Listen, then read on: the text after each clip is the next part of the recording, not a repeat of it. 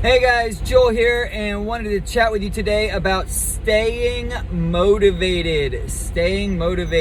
So a lot of you guys out there have probably, hear my puppy's staying motivated.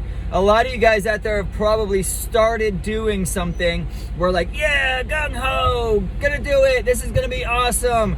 And maybe you did it for 2 weeks, maybe you did it for a month. I don't know how long you did it, but then you quit. Right? Now, there's a couple things about that. In my first marriage, my ex-wife wanted me to do all sorts of things that I didn't want to do at all. But I agreed to do them, or I at least agreed to try to do them, because she wanted it. Don't do shit like that. If you don't want to do it, just say no. I'm not going to do that. And then they can live or die with it. They can decide that they want to stay with you, or they can decide to leave. I don't do anything for anyone that I don't want to do. Now that doesn't mean that I always want to do the thing, but I commit to do it or I don't commit to do it. But I'm not going to be pressured to do it by somebody else. So that's number one. Don't allow yourself to be forced into doing something that you do not want to do. Okay? It's a difference between saying, I'm going to sacrifice my time, my energy, my money to help this person because I want to make this sacrifice. That's one thing, and that's laudable. But if somebody says, you need to do this, you need to do this, you need to do this, and you don't share that conviction, you don't feel like you need to do it, but you just want to get this person off your back, just say no. I'm not going to do that. Stop asking. But if you decide to do something, then often what happens is, and this kind of goes back to yesterday's topic on perfection, right? People go, I want to, and they have some grand idea, grand plan, right? I want to build a spaceship to Mars. And then they try to build a spaceship to Mars. You can't build a spaceship to Mars yet. First, you have to develop a rocket. Then you have to develop some kind of a launching platform. Like there's a bazillion steps that have to happen. Now, somebody like Elon Musk has a tremendous amount of money. He can just dump money at it and tell other people to do it. Right? And got it. That's fine. But most of us aren't billionaires. Right? We just make normal money and we have things that we want to do that are pretty cool. And we think, yeah, I'd really love to do that. So, I've mentioned this a couple times in terms of the goals. Small, consistent actions. Small, consistent actions. So I often encourage people not to make goals farther than about 5 years. You can kind of say, this is where I want to be in 10 years. But then immediately you go, okay, so where do I need to be in 5 years to get there? Right? So then we'll have 2 5-year sets. And then my 5-year goal, I go, what do I need to do this year in the next 12 months? Right? Not necessarily this, annual year, but in the next 12 months, what do I need to do to be where I want to be in 5 years? What's 1/5 of the way there? And then we say, now, what do I need to do in the next 13 weeks, the next quarter? Okay? In the next 13 weeks, 3 months, what do I need to do to be where I need to be in a year? And then I say, okay, so I have 13 weeks. What do I need to do this week to make that 13-week goal happen, to make that 1-year goal happen, to make that 5-year goal happen? Okay? And don't get into the minutia of the entire 5 years being planned.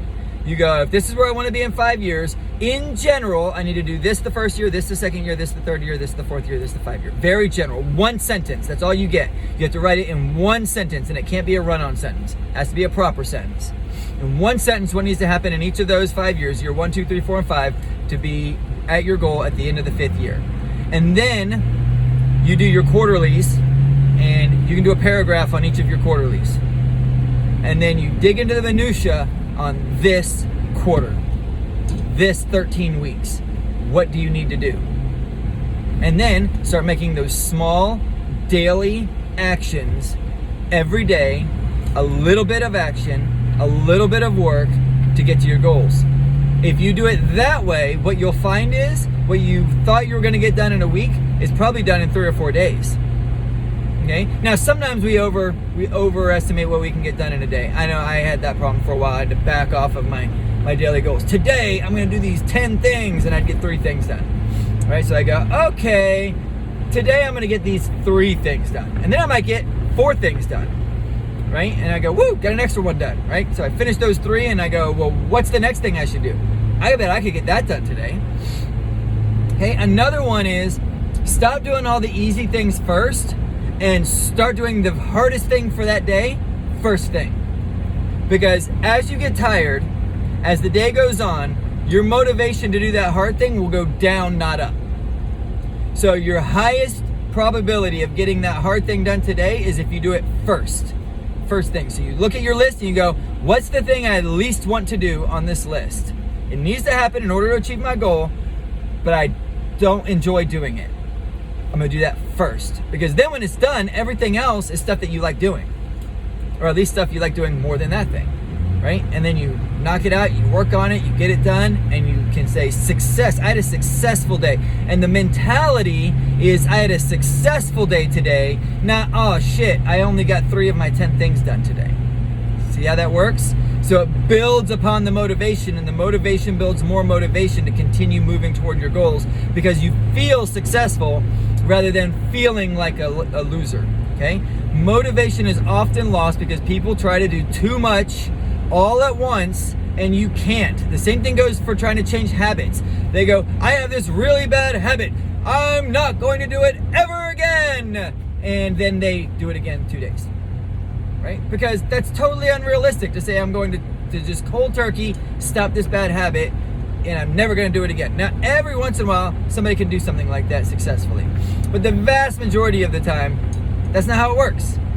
You make little incremental steps toward developing good habits and using that good habit to replace the bad habit. Okay, if you want more information on this, I highly, highly, highly recommend a book called Mind Hacking by Sir John Hargrave.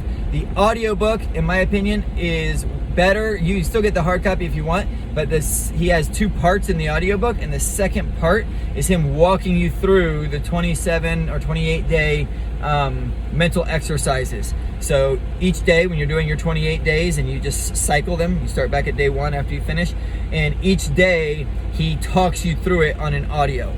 So I highly recommend getting the audiobook Mind Hacking. It teaches you how to train your subconscious and how to rewire your brain so that you can do the things that you want to do. The small goals, little steps. Go do something today. Make the decision today. Go.